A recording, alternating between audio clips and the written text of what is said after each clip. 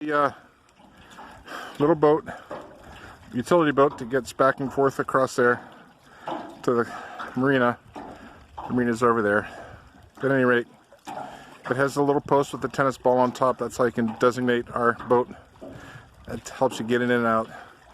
When you get into the boat, grab onto the tennis ball and post and step in the middle of the boat on the top step, and then stay in the middle of the boat as much as you can. But this is where you're going to park the boat, by this little railing to help you get in and out of the boat. First you want to do, when you try to start up the motor, you want to get it in neutral. And this is forward, that's reverse, and that's neutral, and pushing it back goes into reverse. So forward, neutral, and then reverse. When the motor's running, it'll go back in. But you want to be in the neutral to start it.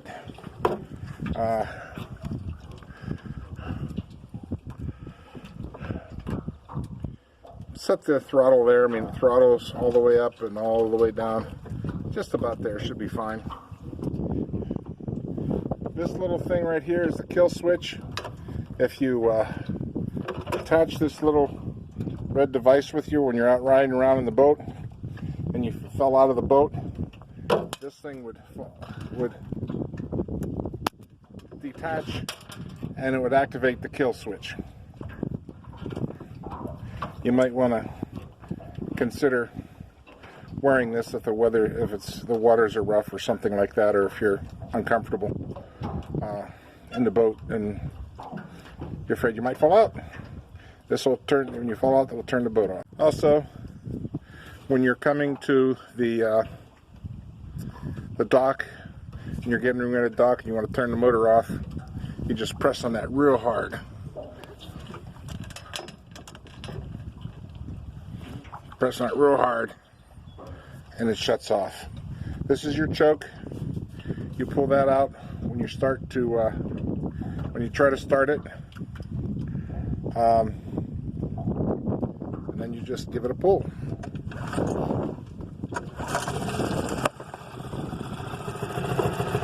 And once it starts, you can push the choke in.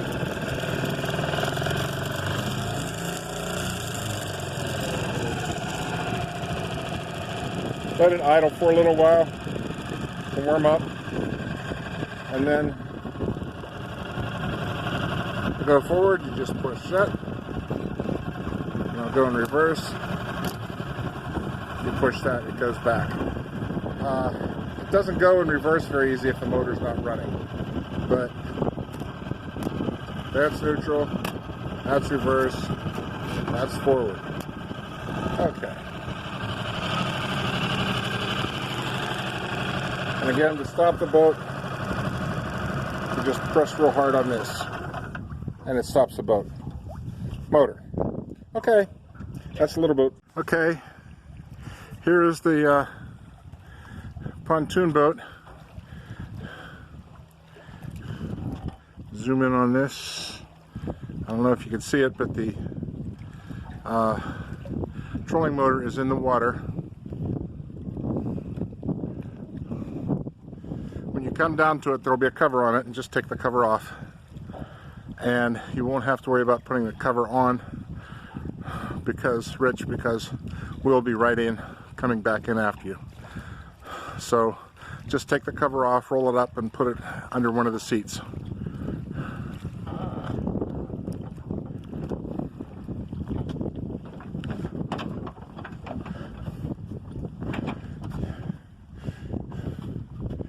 The trolling motor will probably be at this height because I got to put the cover on. But when you're out motoring around, you want to pull the motor up out of the water. It'll be a drag otherwise. I'll show you that in a minute.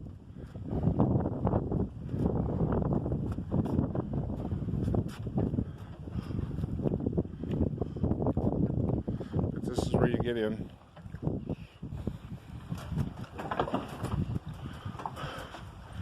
I'll go get the key. Back to the pontoon boat. This is the next morning. I think I made a statement about the trolling motor.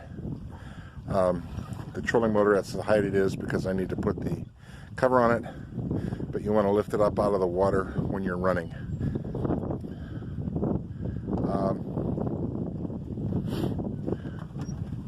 There is a seat slash cooler you can take with you out and picnic lunches. There is a small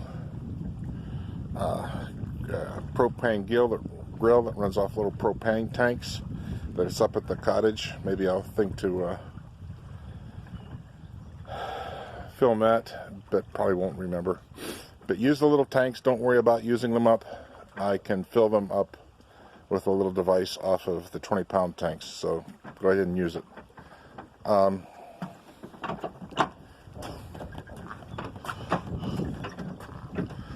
These bumpers change easily from side to side, should you need to. And this is, you enter from the back.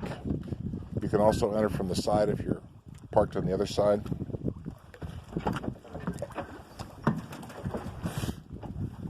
Now, in the back here is a battery. Now this battery operates starting and stopping the motor. Maybe a few and sundry other things, I don't know. But if you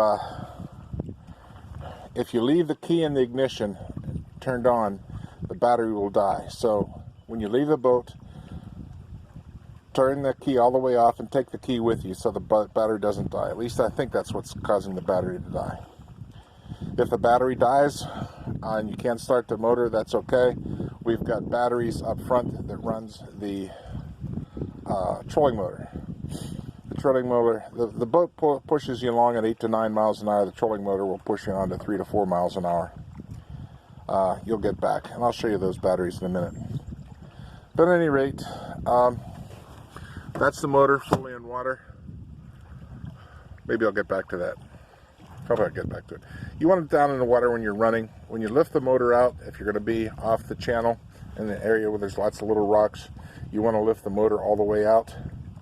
But you don't want to be running the motor with the motor out. That'll cause the motor to burn up.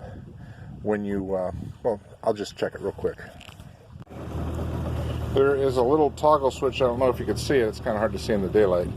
But this lifts the water up. This lifts the motor up and down. It's all the way down. And you can see that little stream of water coming out of the back of the motor. That means that water is cycling through the motor and the motor is cooling. You want to see that. With the motor fully out of the water, that's when you push that little trim tab on the throttle in the boat all the way to the up position. And you don't want it running when it's this position. This is the motor somewhat pulled up out of the boat, out of the water. If you're going along in a shallow area and you want to go a little bit faster than what the trolling motor can take you, you can pull the motor up out of the boat, but just be absolutely sure that that little water stream is coming out. You don't want that to, you want to make sure that that's coming out. So the motor's cool. The trolling motor, to pull it up out of its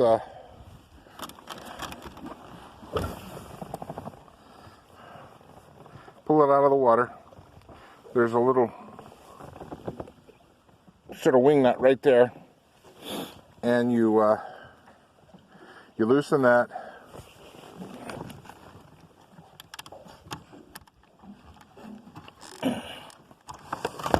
oops, now it's all the way down in. You loosen that. It's with the trolling motor pulled out of the water, and you want to run it that way for the most part when you're running the motor. if you leave it in the water, it'll be a drag. Of course, you could put it in and out as you, if you go off channel, and I'll mention this in a minute, if you go off the channel and you're in blue water, the white on the chart plotter, the little GPS for the boat GPS, when you're in the white areas, then you're going to be okay. You're going to still have to watch out for shoals, but for the most part, you can use the regular motor there, and you don't have to be too cautious when you're in the white part of the water.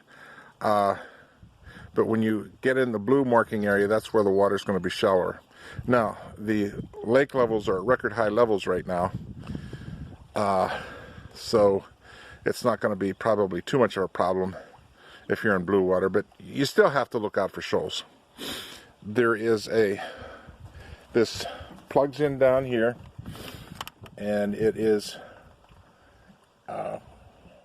you have to line up the geometry is pretty specific, and you have to push real hard and turn, and that gets it in. It's in snug now, and hopefully it won't come loose.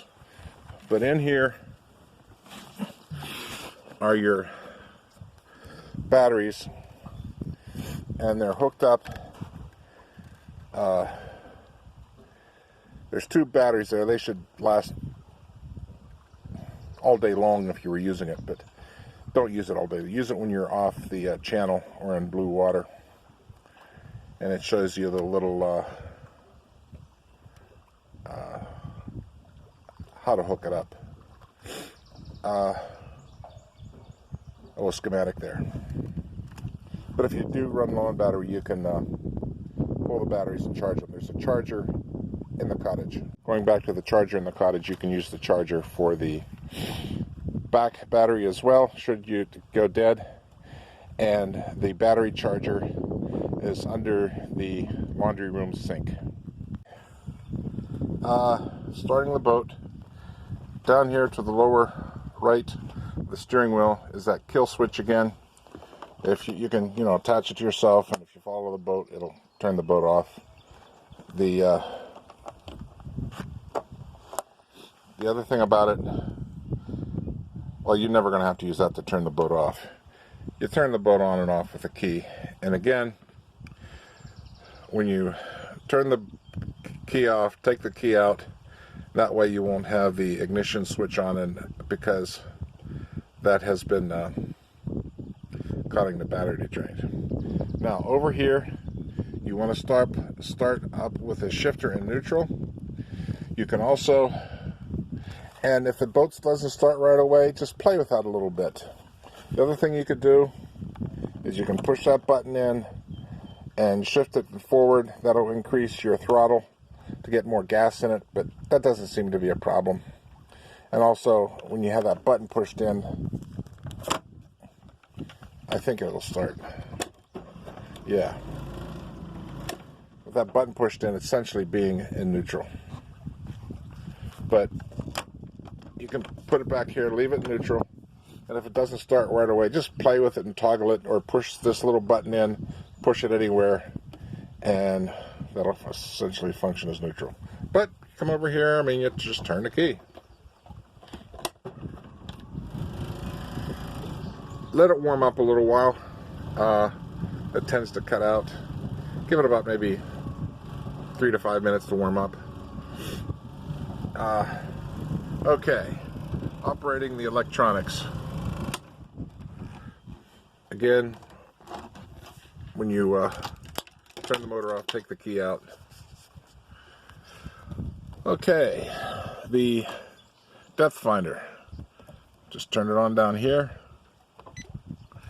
until it beeps. It doesn't come on very bright at first. There we go. And just run the traditional depth finder. That's all I use it for. It gives you the water temperature and it gives you the depth. I don't use any other feature on this because all I'm interested in is the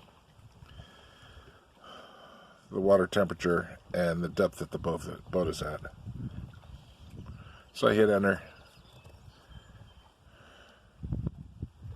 and you can see that it's 4.7 feet and it's 63 degrees. Now this is the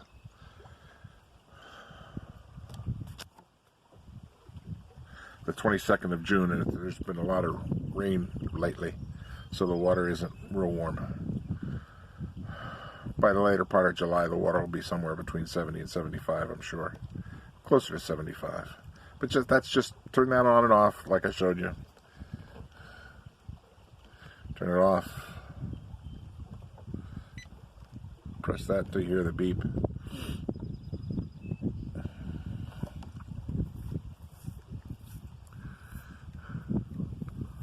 And then keep it traditional and hit the check mark and you're in. Okay. I flogged that dead horse.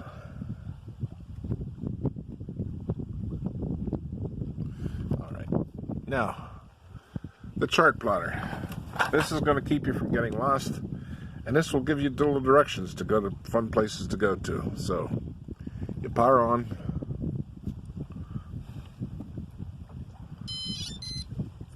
And then you hit exit. You don't. It says don't rely on this for whatever, but you're going to rely on it. You're not going to go that far, and if you ever get lost, ask somebody how to get back to Dillon Marina. If you go to the south and to the west, you're going to hit the open water. If you go to the north and to the east, you're going to get back to the cottage. But there's little pink lines that'll give you interesting places to go to. You could hit the little zoom out button and it gives you a bigger map.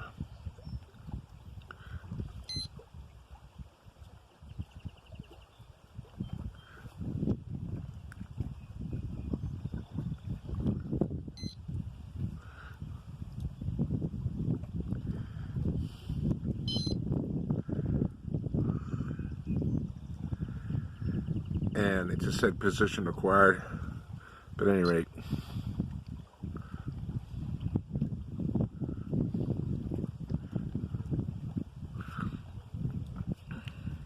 get rid of that little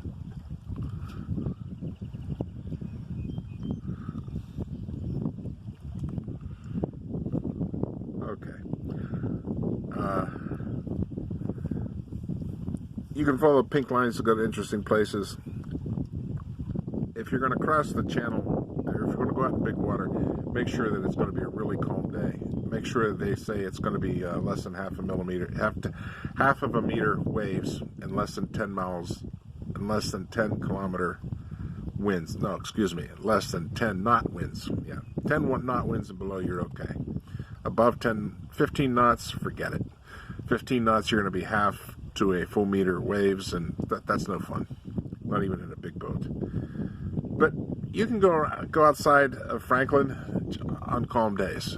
Of course, remember, in the mornings and the evenings, it's going to be calmer. So if you go out and you're out there, 8:30, 9 in the morning, and it's calm, it could be very unpleasant trying to get back at 11 o'clock. The boat's not going to sink, but you're going to get bounced around a lot, and the boat's going to be in and out of the water. The motor's going to be in and out of the water. It's just going to be sort of uncomfortable.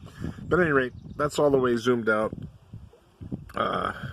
Over here is where the Snug Harbor restaurant is, and Gillies, you definitely want to go there, and you really want to go there by boat.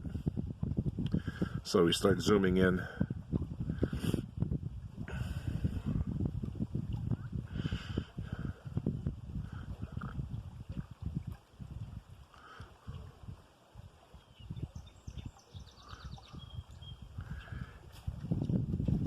And I hope this shows up. Yeah. You can see right there and right there are shoals that are marked. And a shoal, of course, you don't want to hit. And you can see when we go in and out of past the island, we try to get close to the island as possible. Because as you're leaving, just to the right, or if you're coming in just to the left, is a sizable shoal, and you don't want to hit that. It messes up your day. Now, on both these motors on these boats have motor guards on them, and they're not very powerful motors. I don't think you're going to hurt them, but there is a 20 horsepower motor on the pontoon boat, and you might bugger it up. So just be careful around those shoals. That's those little asterisk type hickey-doos right there and right there. They're going to be marked all over the place as you're out and about. So just when you see those little asterisks, avoid those.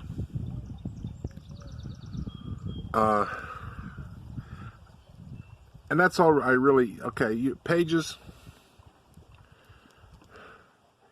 you could do a,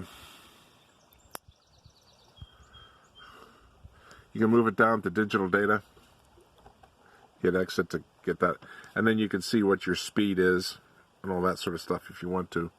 Or, getting back to pages again, you can go up to full map.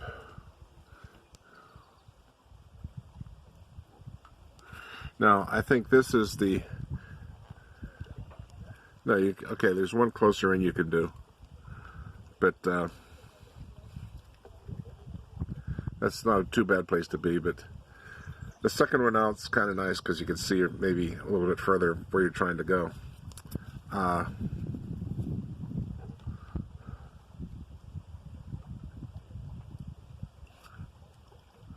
But really, you're going to want to go to Gillies. You just want to come out here and follow this path out there. There's a nice little beach to go to, and that's going to be on the chart plotter, and you can follow that around. But that's it. You zoom in and out. You got pages. If you get some little annoying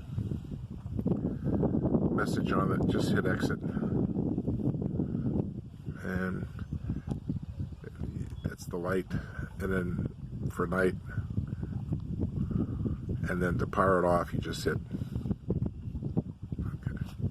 That's it. There's a bunch of other things with it, but that's all I use it for. I don't use it to mark hot fishing spots or anything like that. I just want to know where I'm going. Again, you power it on, hit power. You get this little thing there, it's sort of annoying. You hit exit to get that. And it blinks on and off there until it gets all the satellites. It might take a minute or two. It's worth waiting for.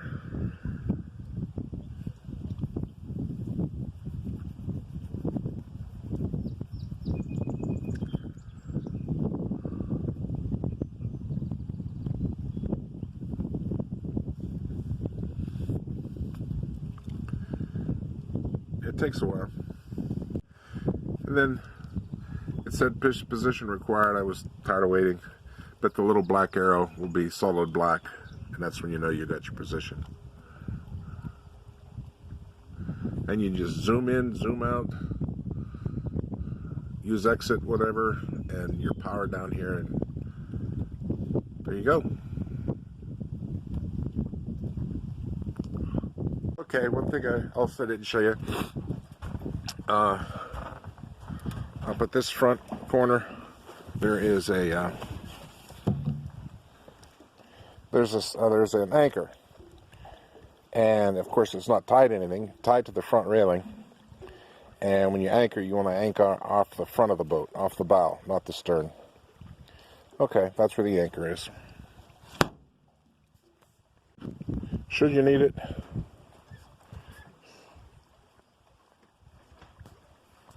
there's a paddle, and then there are a couple of boat hooks, so you get close to the dock, you can pull it in. Maybe what you want to do is turn the motor off and use your trolling motor to get you into the dock. But you can just, there's two of those dock hook type things. And if somebody is at the dock and they offer to help you, accept the offer. While I'm talking about this and getting in the docks, when you go to Gillies, and I really encourage you to go to Gillies by boat, I'm going to include a couple of pictures to show you where the docks is where you want to get off, and then you walk down the street to get to Gillies. It's just beyond to where those docks are. but you go all the way almost to the end of Snug Harbor, and you go to the a little bit on the left is where there's docks. If you go all the way to the restaurant, what I'm concerned is the high water is so high that it's up over their docks, and you get wet ankles to get into the restaurant. So you don't want to go to all the way to the restaurant. You want to go short of the restaurant. Again, like I said, I'll include. I took some pictures.